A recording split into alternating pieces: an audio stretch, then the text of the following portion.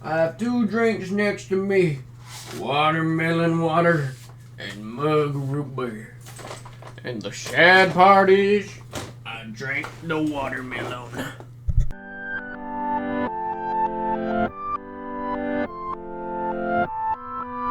Hello everyone, my name's Stonesy Boy and welcome back to Reading with Stonesy. Today we're reading chapters 4 to chapter 8, pages 21 to 39. If you didn't know how to read, which makes sense, you really are listening to an audiobook, not a radio book, although I'm reading in said book.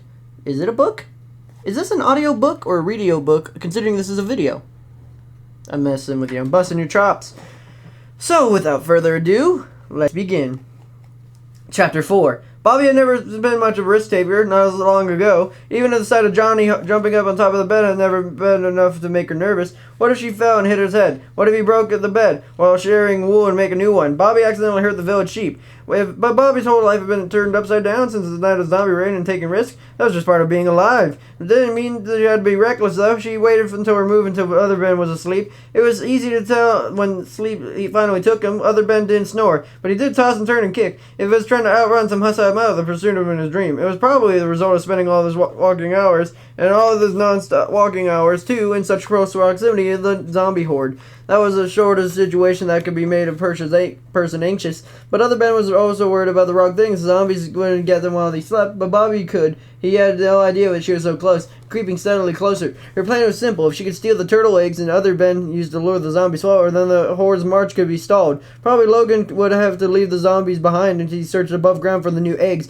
And while he did that, Bobby would have to work on a more permanent solution. Maybe she'd get the horde to follow her and she could keep them somewhere safe while she sought the golden apples and needed to cure them. First thing first, though, she needed to get those eggs away from other Ben. There had been a sudden flash of movement in the corner of her eye. Something was descending from the ceiling and heading past her, right toward other Ben and the rabble of zombies beyond them. It was a bat. Were bats hostile? Bobby wasn't sure. But she did know they made noise, and the last thing she needed was no other Ben was to wake up and see her crouched in the middle of the tunnel. She had to only a split second to make her decision. Would she bash back to her hiding place or try to stop the bat before it could cause a commotion? It was an easy decision. She went back now. She would have waited another day before making a move. How many more days did she have before Logan and his army let loose on whatever target they were marching toward? Bobby acted quickly, drawing a diamond pickaxe from her inventory. A pickaxe wasn't really meant to be a weapon, but a diamond tool would be short work of a simple bat, and time was the essence. He leaped straight up and swung wide. The pickaxe found its target, slashing the bat right out of the sky. That was all it took. The bat disappeared in a brief burst of dust. She allowed herself a moment of pride, and the bat didn't exactly mean a fearsome foe, but Bobby took the encounter as evidence, as her combat skill had improved. She didn't especially like fighting, but she was feeling there would be a lot more combat in her future, which led her to the question, how exactly would she handle other Ben? While taking the other turtle eggs from her row, it was enough power to stop whatever Logan was planning. Jesus stood over the boy as he slept. He had gotten to bed with a leather arm around him. It was too big on him. It was like it was swallowing him up, like he was a little kid playing dress-up. But he wasn't a little kid. He was Logan's ally, and whatever Logan was planning, he couldn't do without other Ben. Bobby looked on the boy's low-level armor with a high-level pickaxe. The diamond tool would pierce leather like shears through wool, and Bobby would have to ask herself, just how far was she willing to go to stop Logan? Chapter 5. Don't like our odds on this one, Johnny, said Ben. They were standing on a high platform outside of Fort Rot. And Ben was peering through the narrow window. The fortress was built right into the side of the mountain, made almost entirely of stone. It wasn't much to look at, but it was built rarely artful, but it was well built for defense. Unless Ben wanted to dig through a solid mountain, he didn't. His attack would have to be a direct one. For now, their mission was simply to spy. Ben had built a little platform up against the four outer walls, high enough that anyone coming out of the front gate below would probably fail to notice him. And if Hatchet and Flip looked out of the way of the windows, they would see an empty plateau, not an enemy clinging to the side of the fort. I mean, technically our odds are 2 against 2, Ben continued, but those two are tough, and you're, Johnny growled. I was going to say you're a baby, but you make a good point. You're also a zombie, and Flip and Hatchet are experienced zombie wranglers. They helped Logan amass this army, remember? It only groaned. You're right, I am a very good at combat, but I still don't like these odds. Ben couldn't understand the zombie boy's guttural noises, but it made him feel better imagining that he could. He returned to Johnny. It's like this. I imagine I'd get in a fight with those two. First of all, they're better equipped. They have better armor, better weapons, and they probably got loads of food and potions too. Plus, consider their choice of weapons. Hatchet's got an axe of hers, and Flip has a crossbow. You can bet they working as a team. If one of them gets in close and the other is attacking from a distance, then at least one one of them is going to get hits in. Besides, I have to worry about. I promised Bobby I'd keep you safe. So direct fight's out of the question, he sighed. I don't like it, but I think I need to reconsider this whole idea. Maybe go back to the house in a prairie. I could rebuild it and maybe dig a little moat to put up a fence. Bobby would find us eventually, I hope. But Johnny made a noise that sounded quite like a complaint.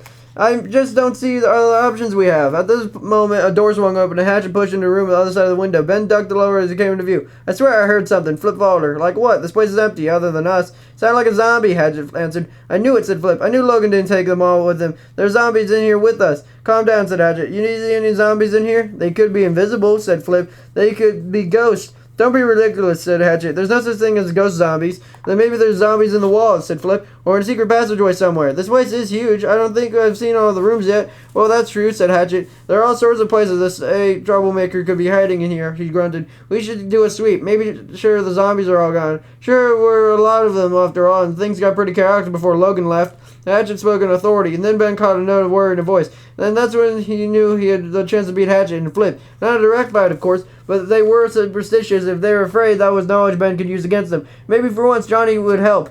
Ben searched his inventory. As luck would have it, he had everything he needed to make a fermented spider eye, and golden carrot that would come in handy too. As Ben began moving his armor, Johnny looked at him quizzically. Trust me, Ben said. I've got a plan. Johnny, it had to be said, did not look entirely reassured.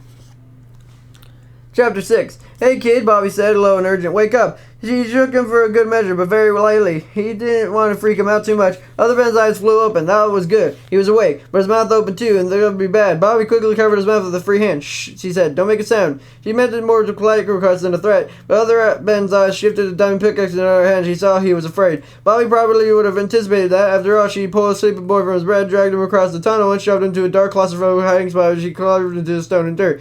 But other Ben was a very heavy sleeper. Don't hurt me, he said. I'm not going to hurt you, Bobby whispered, and he put away the pickaxe. I'm a good guy, remember? Now keep your voice down. Other Ben, look at the new surroundings. You kidnapped me, he said. You good guys that kidnap people? Bobby rolled her eyes. I hardly kidnapped you. We were like 10 steps away from the camp. Look, just want to talk, okay? I thought we better do it this way in a murder horde. And away from Logan, right? Said Other Ben. We wouldn't be happy to find you here. Other Ben lowered his voice. I've been finally realizing the risk Bobby was taking. He's a great fighter, and he has a grudge against you. If he finds you here, he'll destroy you. He would try, Bobby said, striking a pose that she hoped made her look more confident and competent. He tried more than once, and I'm still here. I guess, said Other Ben. Bobby continued. Don't have to worry about Logan hurting me, but I'll confess I'm worried that'll happen if he turns on you. He wouldn't do that, Other Ben said slowly. He's my friend. Bobby gave him a skeptical look. Okay, well maybe not my friend, but he's my mentor. He's training me, so that one day I'll be as skilled as he is. From what I've seen, Logan's skills amount to getting other people his dirty work, and getting easy shots at zombies from a safe distance. I think you should aim a little higher, young Benjamin. What about your armor? Bobby tugged on his helmet and fell over his eyes. He got you in his oversized hand-me-downs while he gets a full set of diamond duds when you're the one who's been zombie bait all day. How's that fair? You gotta earn my way, Other Ben said. Clearly reciting words Logan had drilled into him. He was right at his helmet. And I definitely earned a lot of points by telling him you're here. I don't think you'll do that, though, Bobby said, giving him a serious look. I think you're a good kid, and I don't want to see Logan destroy me or anybody else. The way he's tried to destroy his last friend, Ben, buddy. Other Ben huffled. That guy was annoying. Sorry, I know he was your friend. No, you're right, Ben conceded. On both accounts, he was my friend. He's also super annoying. Well, he messes up too many times, and Logan cut him loose. Other Ben crossed his arm. But it's not going to happen to me. I hope you're right, said Bobby, but you should ask yourself what kind of person cuts a friend loose by taking all his stuff and abandoning him in just a night. Other Ben frowned. Just stay out of our way, he said, and he turned to go. You don't want anything out of either of us. I'm loyal to Logan. Don't test me. Other Ben stomped off, his two big helmets sliding around on each step. Bobby didn't call after him. She didn't try to stop him, nor did she try to take the turtle eggs. She had a new plan, a better plan. She figured he was going exactly as intended. She intended to plant the smallest seed of doubt in Other Ben's mind. Given time, the seed will grow. And down here on the march, down here, they had nothing but time. Chapter 7. Ben waited until Hatchet and Flip were sleeping. Then he went to work as quietly as possible on an unusual sort of construction project. He started by building a walkway along the exterior of Fort Rod, above the secondary windows and below the ones of the third story. The walkway was narrow, just 2 blocks wide, and extended all around the fortress. Then he enclosed the walkway. He built a hallway of sorts. One with no doors or windows, built right against the other wall of the fortress. It was perfectly symmetrical, made of the same stone as the fortress itself, which was abundant supply in the surrounding mountain. If you only looked down for it, you'd never have to know it was there. He left Johnny there and closed a narrow hallway. As Ben prepared to place the last stone, Johnny looked out at him. Though in an empty space, Zombie Boy's head was tilted quizzically. I'll come back for you, Ben whispered. For now, I need you here where I can hear you, but can't see you. when the face behind a block of stone, stealing Johnny away. The next part of this plan was even trickier. It required the utmost stealth and caution. Ben built his way to the very top of the fortress and entered through the rooftop, tiptoeing as he went. He hoped he remembered where he would find the brewing stand. Ben watched as Flip woke with a start. The boy had turned something, a sound that belonged to the safety of the fortress, or had he only dreamed it? Ben recognized the groggy features of Flip's features, but Flip had no idea that Ben was in the room, watching. "Hatchet," Flip said urgently. "Did you hear that?" "Woo-hoo," said Hatchet, slower to wake. A low growl sounded. "That," said Flip. "You heard that, right?" "It's just a zombie," Hatchet said, turning over the bed. "Just a zombie," Flip echoed. It was the sound definitely coming from inside the fortress. "There are no zombies inside the fortress," said Hatchet. "We looked everywhere. It's probably outside," he added. "But it's daytime," argued Flip. Hatchet sighed, finally giving up and going back to sleep. She planted her heavy feet on the ground. She had slept in her armor, boots, and all, and she cast a murderous look in Flip's direction. "I'm sure there's perfectly reasonable explanations," he said. Then another growl sounded. Hatchet jumped out of bed, alarmed. She spun in a circle. "Okay, that sounded like it was right behind me." "But that's what I've been saying," said Flip. "But there's nothing there." "That's what I've been saying," said Flip. And then suddenly a torch fell from the wall. Hatchet and Flip both shrieked in surprise. It took everything Ben had not to laugh. Being invisible sure had its perks.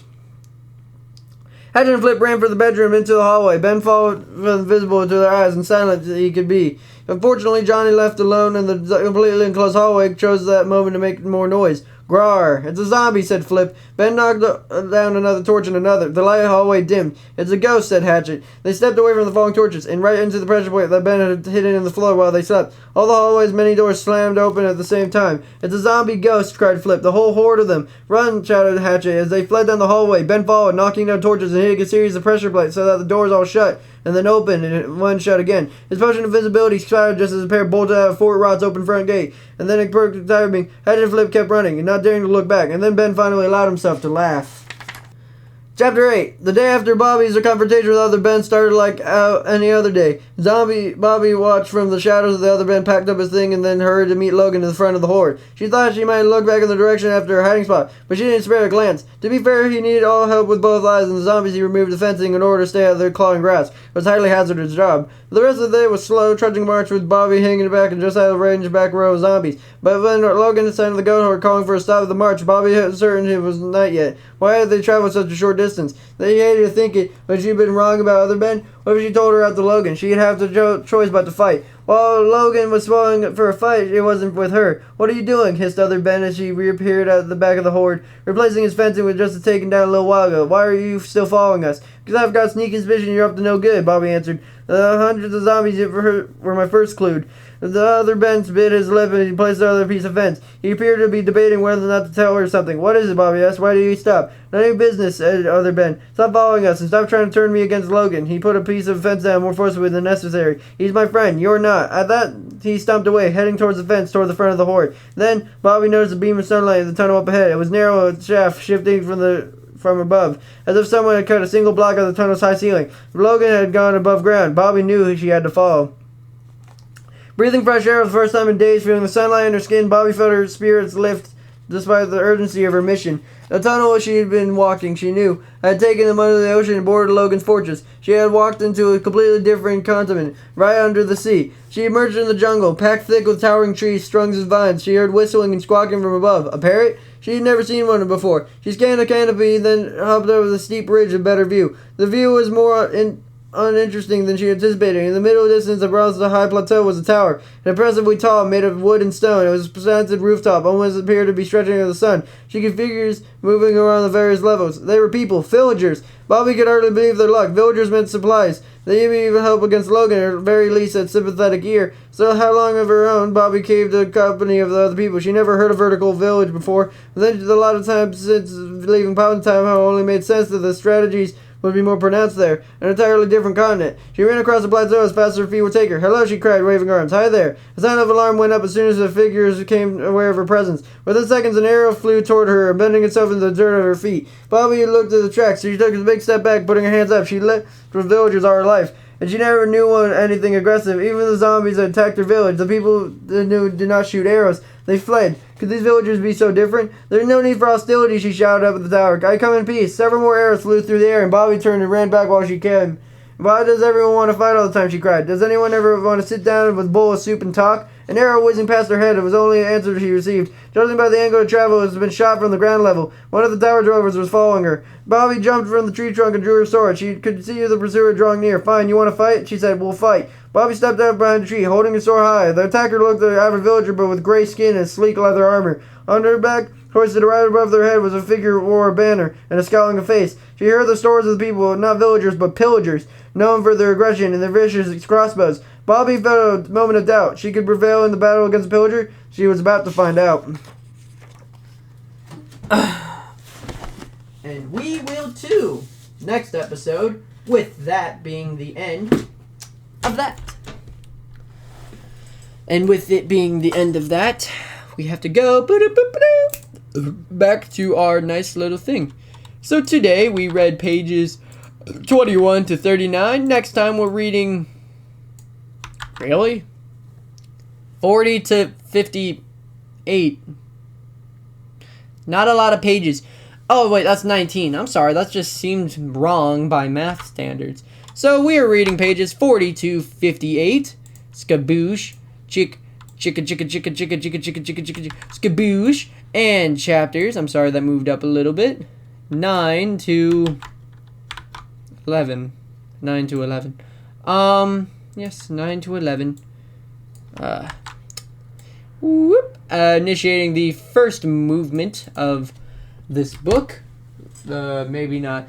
I wonder if we'll ever read a book where we'll do 3 movements. I mean, more than... How many is that? So 1 to 10, that'd be 1. 10 to 11, that's 2. 1 to 100, that's 3. 100 to 110, that's 4. Wonder if we'll have a book we'll read with 6 movements, or even, heck, 8. That means it would be like 1,000 pages. That'd be interesting. That'd be pretty cool, too. Anyways, hope you guys have a super fantastic, wonderful day. People like, be efficient, make sure to like, comment, and subscribe. And I'll see you guys next time. Bye-bye!